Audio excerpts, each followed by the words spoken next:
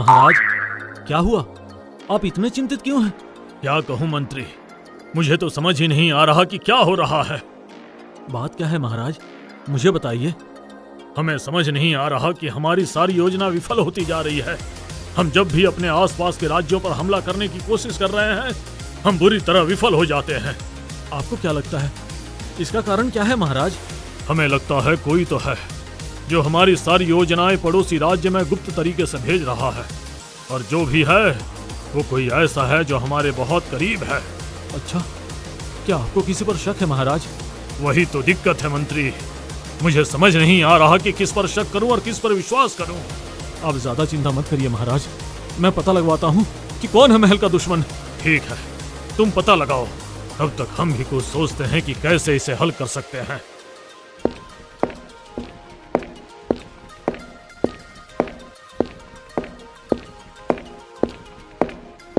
दिन बीतते गए। कुछ दिनों बाद राजा कर्मवीर ने अपनी सभा बुलाई और सभा में सेनापति, मंत्री, राजगुरु और एक गुप्तचर थे। हमें दक्षिण में सूर्यपुर राज्य पर हमला करना है।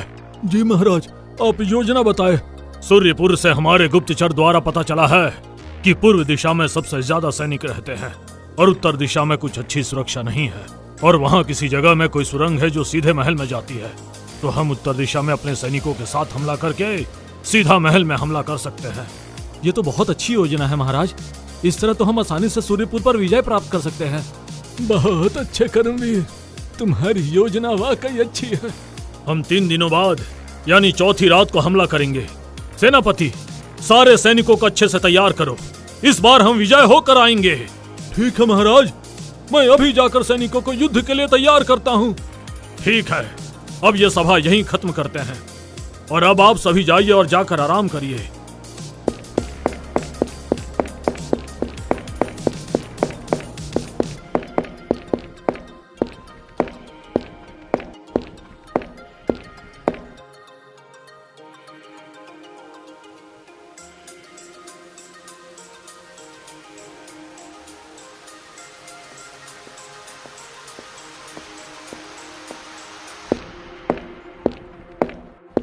आपकी योजना तो वाकई काबिल तारीफ है महाराज।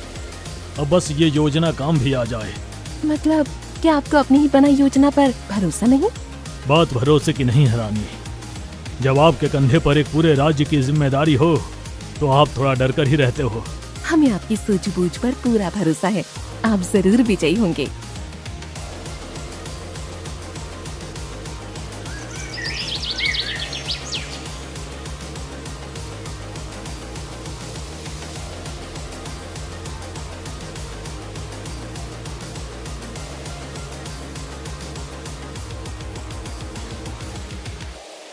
महाराज, युद्ध स्थगित करने का कोई विशेष कारण?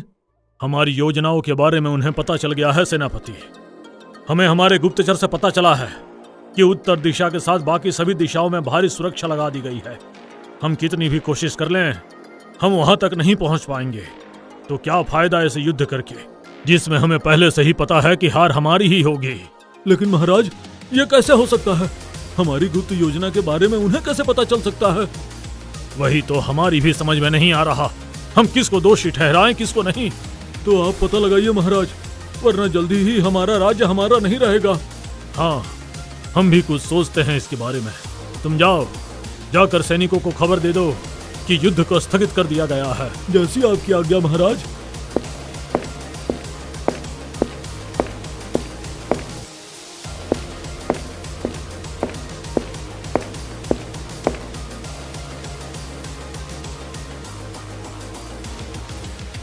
दिन ऐसे ही बीतते रहे। राजा कर्मवीर एक बार फिर एक गुप्त सभा करवाते हैं उन्हीं लोगों के साथ, और पर्दे के पीछे रानी शोभा सब सुन रही थी।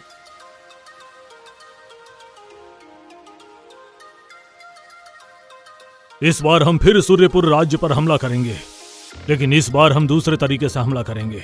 इस बार हम अपने सारे सैनिकों के साथ उत्तर दिशा की तरफ हमला करेंगे।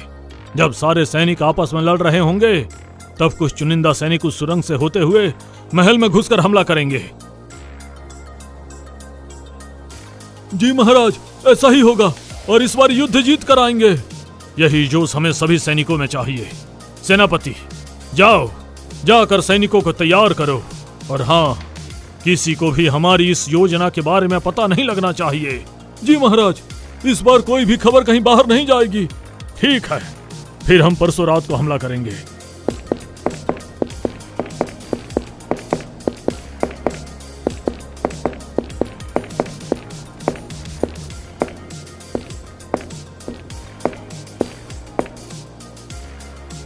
सैनिक एक बार फिर से तैयारियों में लग जाते हैं, लेकिन इस बार भी राजा कर्मवीर युद्ध स्थगित कर देते हैं।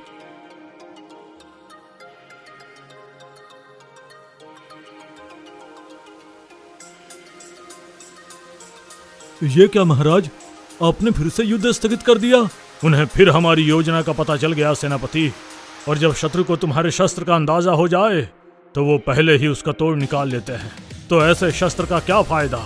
किंतु महाराज, हमारे सैनिक इतने बहादुर हैं कि वो बिना योजना के भी दुश्मन को धूल चटा सकते हैं। हमें पता है तुम क्या कह रहे हो सेनापति, किंतु अब हम ये युद्ध नहीं होने देंगे। हमारे गुप्तचर ने बताया है कि उन्होंने सुरंग बंद करवा दी है और सुरक्षा बढ़ा दी है।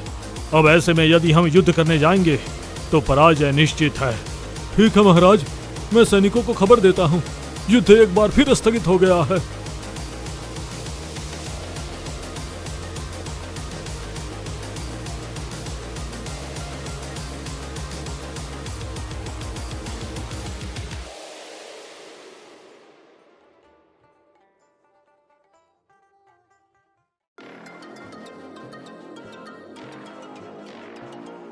महाराज, आपने जो योजना बनाई थी वो पूरी सफल हुई।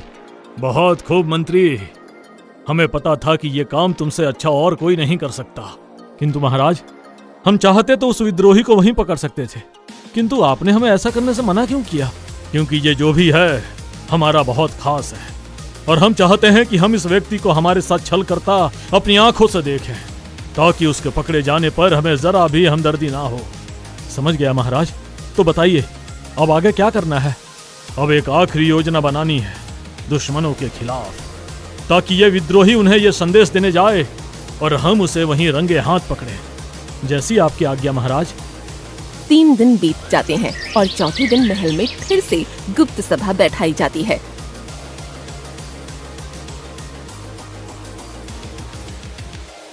हमें पता है कि हम जो भी योजना बनाएंगे वो दुश्मनों तक पहुंच जाएगी, इसलिए अच्छा है कि इस बार बुद्धि से ऊपर बल का उपयोग किया जाए।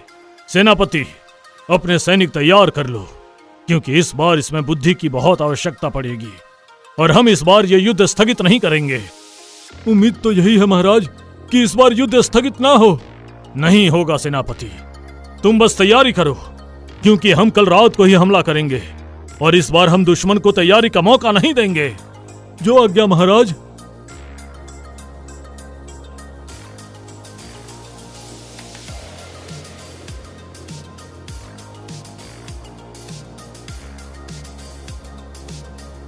अब केवल उस विद्रोही के बाहर आने का इंतजार है। कब रात हो और कब वो बाहर निकलेगा महाराज, रात भी होगी और विद्रोही भी निकलेगा। आप बस थोड़ा सब्र रखिए।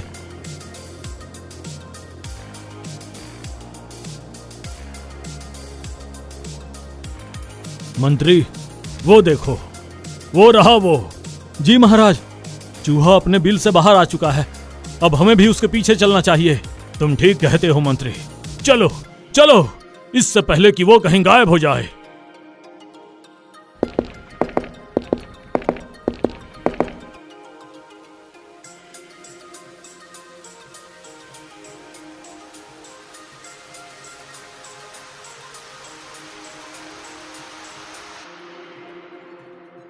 मंत्री, वो विद्रोही अभी थोड़ी देर पहले तो यहीं था, कहाँ गायब हो गया? वही तो महाराज, कहाँ जा सकता है वो अब ऐसे समय में? अगर हमने कोई जल्दबाजी की तो सारी योजना पानी में मिल जाएगी। इस बार ऐसा नहीं होगा मंत्री।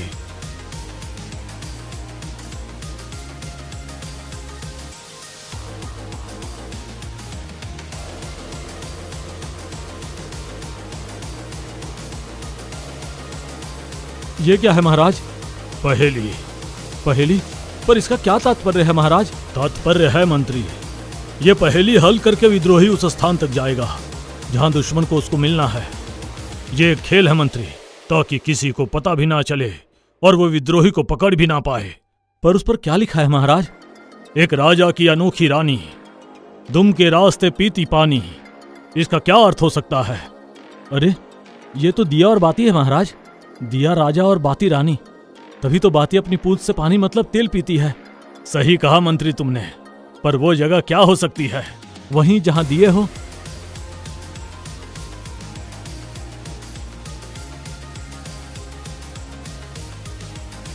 किंतु यहां तो हर जगह दिए हैं, मतलब यहां पर बात हो रही है मंदिर के अखंड दिए की, जो महाराज हमें वहां जाकर देखना चाहिए।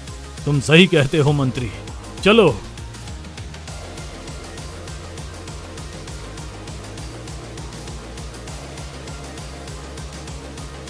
महाराज देखिए, यहां पर भी एक ऐसा ही कागज का टुकड़ा पड़ा है।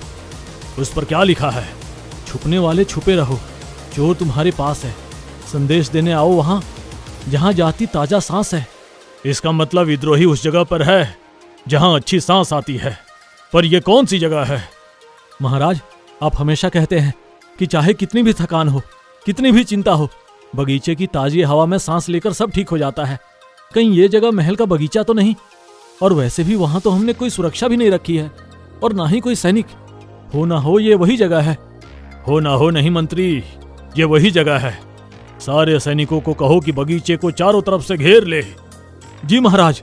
महाराज के आदेश पर बगीचे को चारों ओर से घेर लिया जाता है और महाराज और मंत्री वहां पहुंचकर देखते हैं वहां दुश्मन जिसने काले वस्त्र पहने हैं और सूर्यपुर राज्य के 2 सैनिक भी होते हैं।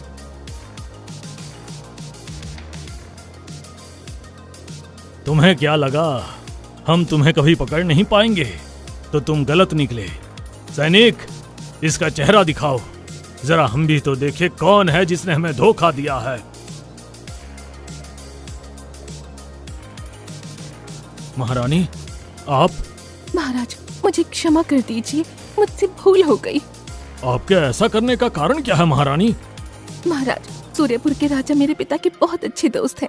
मेरे पिताजी ने मेरी शादी आपसे कराई ताकि मैं आपकी सारी योजनाएं, सारे राज उन्हें बता सकूं और वो आपको हरा सकें। लेकिन महाराज, मुझे अपनी गलती का एहसास हो